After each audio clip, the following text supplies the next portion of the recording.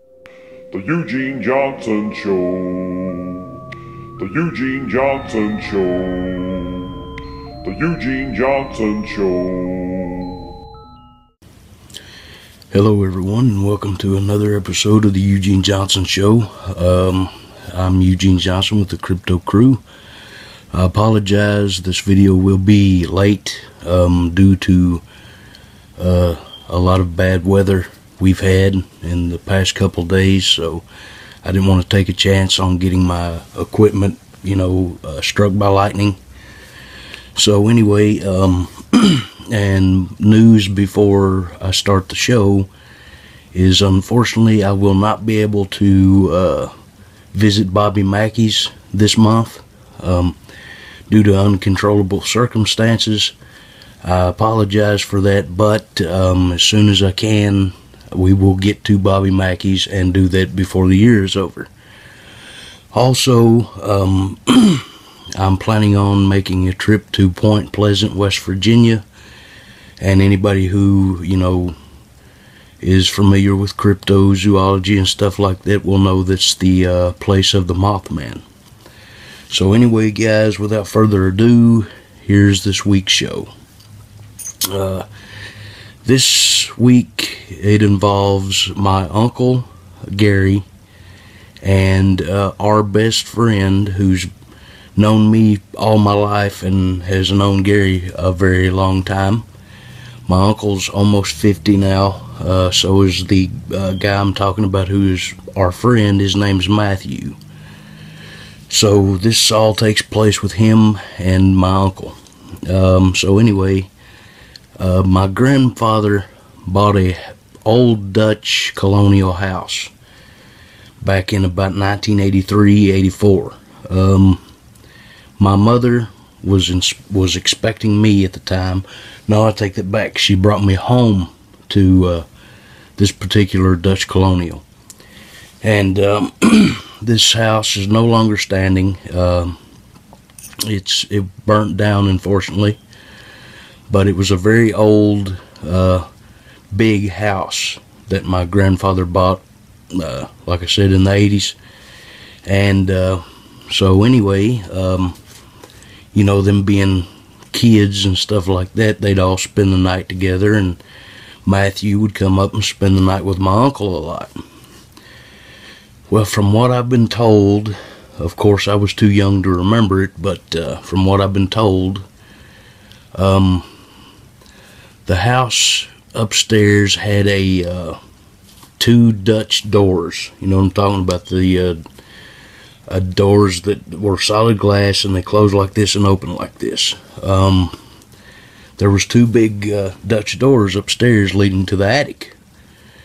And my uncle and my buddy Matthew was staying there one night, and everybody was gone. And it was, or they were either gone or were asleep. I think they were gone at the time. Yes, because it's in the middle of the day. But they were upstairs fooling around, listening to music and stuff like that. And from what I've been told, this house is extremely creepy. Was extremely creepy. They have heard voices. Heard people walk up the stairs. It was a 3-story house, so they said they heard people walk up the stairs. Another thing that happened was they were staying there one night, and my uncle and my buddy Matthew, there was a door leading to the bathroom of my uncle's room, and if you followed it and went through, there was another door that led to my mother and dad's room. So it was my mother, my dad, my grandmother, my grandfather, my uncle, and our best friend Matthew. So one night they laid down to go to sleep, and the bathroom door would open by itself. So one night my uncle and Matthew got the idea to put a 20-pound weight in front of the door, and They went to sleep, fell asleep, and they woke up the next morning and the door was still open. It opened by itself in the middle of the night with a 20-pound weight in front of it. No one knows why that was going on. No one knows why the voices would happen. But anyway, let's get to the main story. Anyway, they were there by themselves one day, my uncle and Matthew, and my grandfather and grandmother were out, and my mother and father, I think, were working at that time. So they were there completely alone by themselves, and they come outside of his room because they heard something. They were listening to records back then, and they said they heard something, so they walked outside the room and they went upstairs because they said it sounded like a bunch of people upstairs, so they went up there to check it out. And when they went up there, as soon as they got close to the two French doors, they come up to the door, and they both swear to this till this day. And like I said, they have no reason to lie. They've never lied to me. But they come up to the two French doors, glass French doors, and the doors opened completely by themselves. They said that they looked at the handle, and both handles turned and the doors opened. My uncle swears on that till this day. That happened over 30 years ago, and he swears to it till this day, and my best friend Matthew swears to it till this day. But that's one thing that happened to them. And right after that, my mom and dad bought a house on a place called Cole Road. A really, really, wooded area out in the boonies. And that was their first house they bought. Now, this being said, it was still, it's in the middle of the country. And as a matter of fact, upstairs didn't have electric in it. The bottom part of the house did, but the upstairs didn't have any electricity in it whatsoever. Because, back then, out in the country, people didn't bother with that because it was an old house anyway, so they just run electric to the downstairs, and that was it. Don't ask me why, I have no idea. But my dad, my uncle, and my buddy Matthew were coming in one night, and they were driving up the driveway, and they looked up, and there was a light burning inside the attic of the house. And they drove all the way up there until they got under the eave of the porch, and they walked out from under the eave and looked up, and the light was gone. My dad and Matthew and Gary all swear to that. That's been years and years ago. Like I said, I was still too young to remember, but I remember them telling me about it. But that was one thing that happened. And then I'm going to get into some, it's not really necessarily ghost, but I figure I'll tell you these two.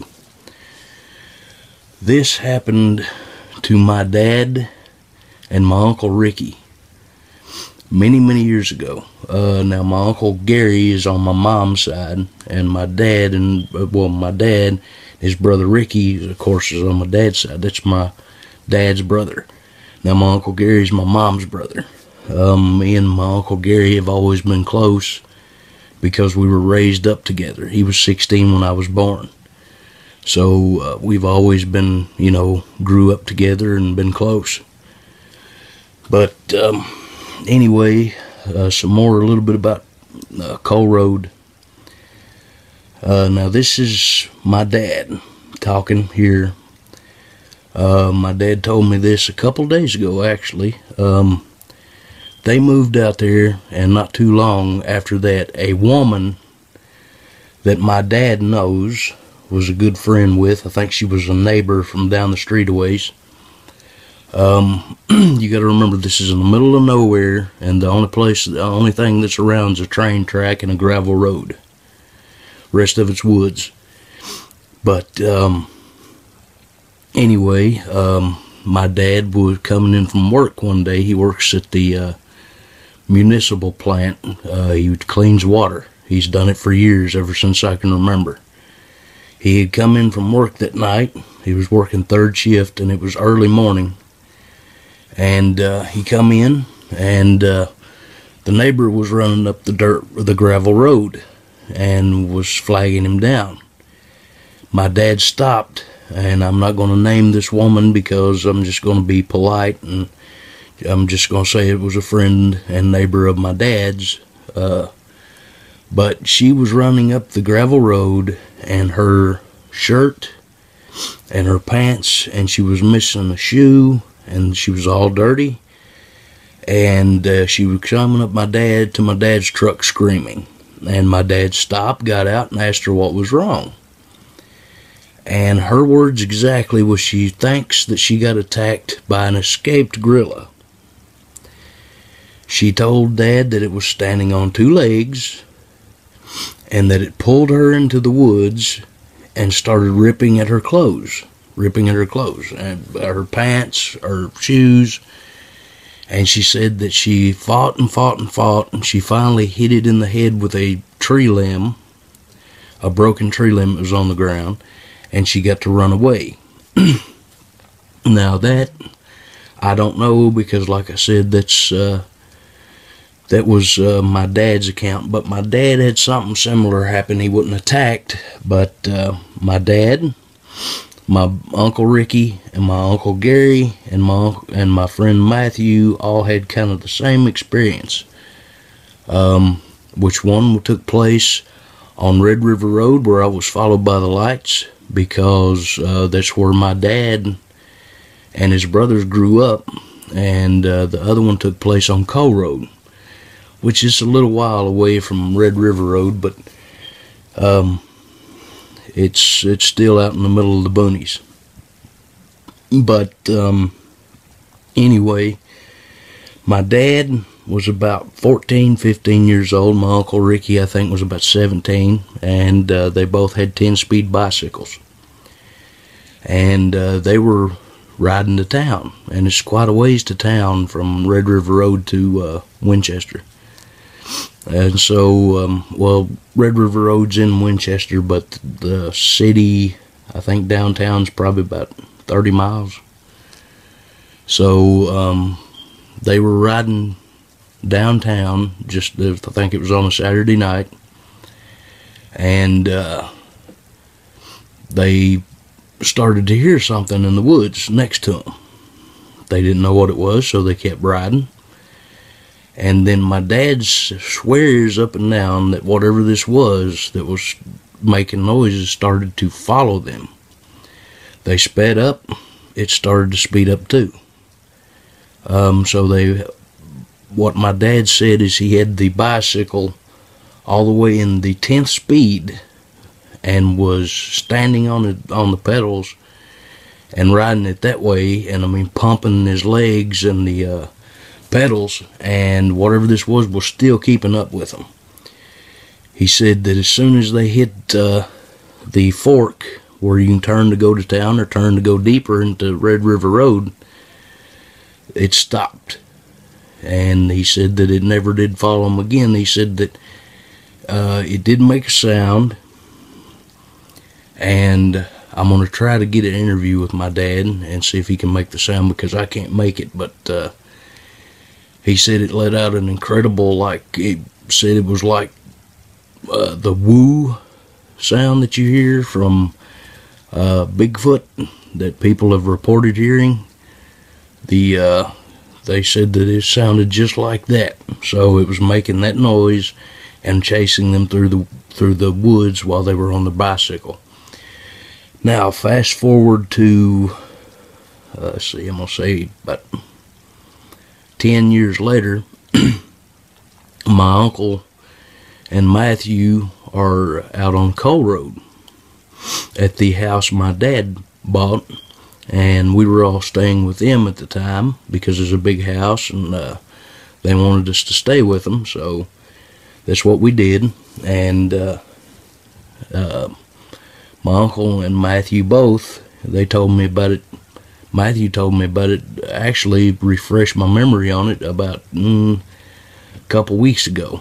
So this is what they told me. They were down there. It was about 3:30, 4 o'clock in the morning, middle of summer. They were out, fooling around in the woods, because the property had 2 or 3 ponds on it and was completely surrounded by woods, so you were free to do whatever you wanted to do. So they'd fish at night, and they'd go out and they'd spot animals and stuff like that, being bored. So they went outside one night, and they were walking in the woods, and my buddy Matthew told me that something in those woods started to come forward. They were facing the woods. It sounded like it was coming toward them. And he said whatever it was that was running toward them was very big, and it was making a lot of noise, and it was running at full speed. And they said that my uncle said it was a cow. He believed it was a cow, and I don't think that's true, because number 1, a bull would have made noise. It'd always make like a sound, or it would bawl, or make any kind of noise, letting you know to get out of there. A bull will make noise to warn you off, and usually when they charge to hit you. Whatever this was got to the end of the woods and stopped. They took off running, but now that I've been doing research on the subject, it sounds to me like they have had a false charge encounter with a Sasquatch, is what I'm thinking. Because the many things that I've read and done research on is they've always said that they will sometimes do a false charge to scare you out of the area. So I'm thinking that's what happened to them. Also, same house, I barely do remember it, but I do remember it, and my mom actually refreshed me on this. But we were down there, and Mom had me in the floor playing with me. My grandmother was playing with me. We was all sitting on the floor. I was a kid at the time, and it gives me chills just thinking about it. But I don't remember exactly what we were doing, but everything got quiet all of a sudden, and my mother and my grandmother, and I did as well, heard a baby cry in the other room. And it just let out, like a baby will cry a little bit and then just stop. And I remember my mom getting up real quick and running into the other room, and of course there wasn't nothing in there. So that was something that was really scary. But I do remember it because I remember Mom picking me up, and my mother is not the type of person who if something freaky happens, the first thing she's going to do is grab whoever's around and take off. Go outside. So from what I understand, I don't remember all of it, but I do remember hearing that, and I do remember Mom grabbing me by the arm and my grandmother getting up, and we all heading outside, and we stayed outside till my dad and my grandfather and my uncle got on. But that was way back in the 80s, and those all happened within probably 3 or 4 months of each other. So it was all kind of intertwined there. And now I'm going to tell you some more experiences that I've had. Now, the lights were the scariest experiences that I ever had, period. But now the baby crying, it was very scary, but these made me think more, and make me realize that that yes, you know, the supernatural does exist. The world, the universe, and everything else is just too big for stuff not to exist. And I became a firm believer when I started hanging out with my buddy Matthew. See, Matthew has been a family friend for many, many, many years, and he plays drums. So when I was 21 years old, I started going over there a lot because I play guitar. And so we, you know, get together. We wouldn't have nothing to do, wouldn't have no money to do anything with, so I'd go over there, and he had a guitar amp and drums, and I'd hook to his amp and we'd play music. But anyway, this happened it's about a year after I started hanging out with him again, and because I hadn't seen him since I was a teenager at that point. But after I started playing music, he was the only one I knew that I could play music with, so I started going over there a lot. And one night I went over, and I just got there, and I had a bit of a cold, like kind of like I do now, and so I didn't really feel good. I just come over to talk to him, see how he was doing, have something to do, you know, because at that time, my grandfather, I should say, got remarried to a woman who didn't like me much, and I didn't like her. So I stayed out of the house a lot of nights during that time because I didn't feel welcome at home. So I started going over there, and one night Matthew said that he was, you know, trying to lose weight, and so he would go out walking at night. And like I said, I had just got there, and his mother let me in and told me I could come downstairs and wait on him. And so I went downstairs in the basement to wait on him. She left to go get his kids so they could come and stay the weekend with him. And he was out walking downtown. He didn't know I was there. So I had just come in, and I had went over to his bed because his computer was right next to his bed. And so I decided to check MySpace. Yes, it was MySpace at that time. Their Facebook didn't exist yet. And so I sat down, you know, got on the computer, checked my MySpace, and did some stuff on there, and was listening to music. And then, you know, I got done and was fixing to turn it off, and I did turn it off. And you know how the screen will go black, but it's, you know, you got lights and stuff on in your home. If you look into the screen, you can see, you can't see your face, but you can see yourself sitting there, or, you know, anything else. The screen was black, and this person walked up right beside of me, and when I turned to look, it was gone.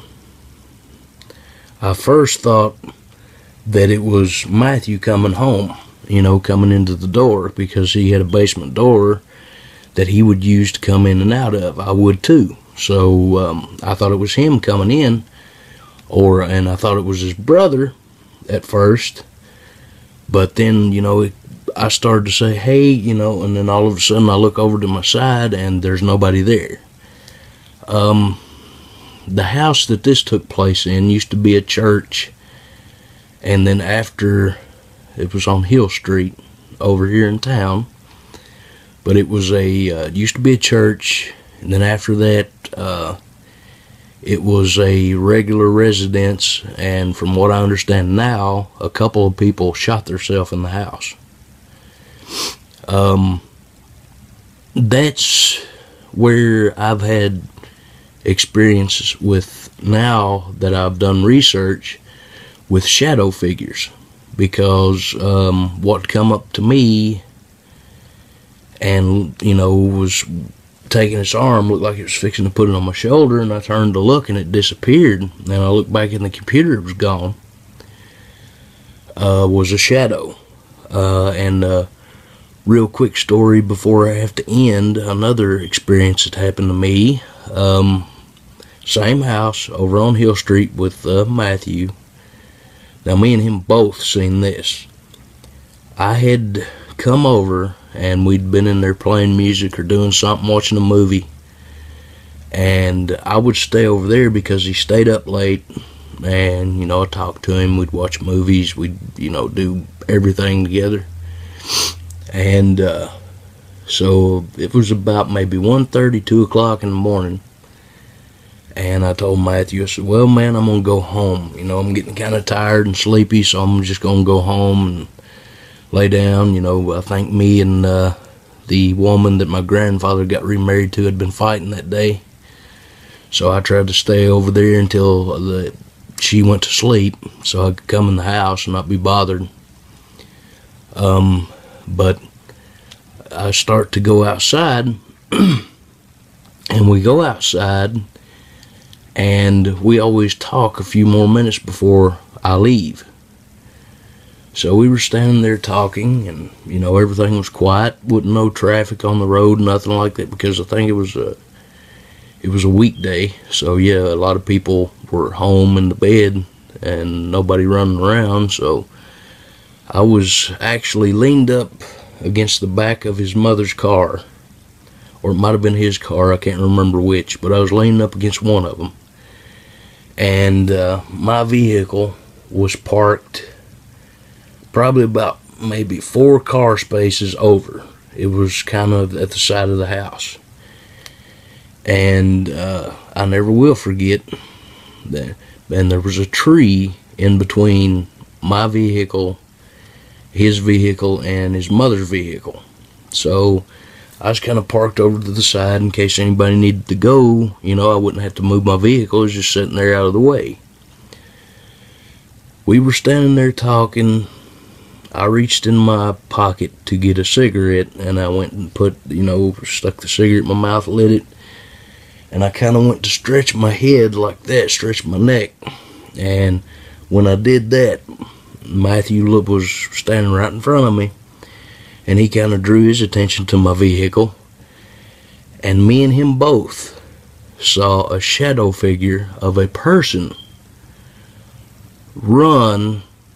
I'm going to say that this thing, whatever it was running at a good 40 miles an hour.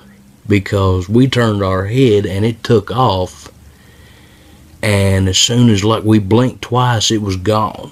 It went beside his house, and we drove up the street and went across the alleyway there and went in the opposite street to see if we could see it. We didn't see nothing, but this thing took off, and we looked for 30 minutes trying to find out what it was. It didn't make any sound, but you could hear it crashing through the rocks and stuff that was next to his house. That scared me and him both. We don't know what that was. We never seen it again, but me and him both, I thought it was my eyes playing tricks on me. Matthew seen it too, and I was so thankful that he had seen it because I thought I was losing my mind. But then come to find out that he had been asleep in the basement 2 or 3 days before that, and he woke up and he said that some kind of shadowy figure was standing at the foot of his bed. And so he thought he was half asleep, and he closed his eyes, and it was still standing there. And when he moved to get out of the bed to go see what this was, as soon as he got out of the bed and turned his head, it was gone. So I don't know what that was.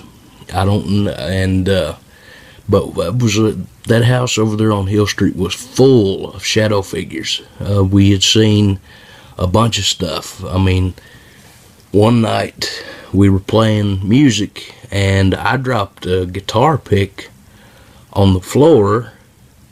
There was nothing in this room that this guitar pick could go under, but that pick hit the floor and disappeared.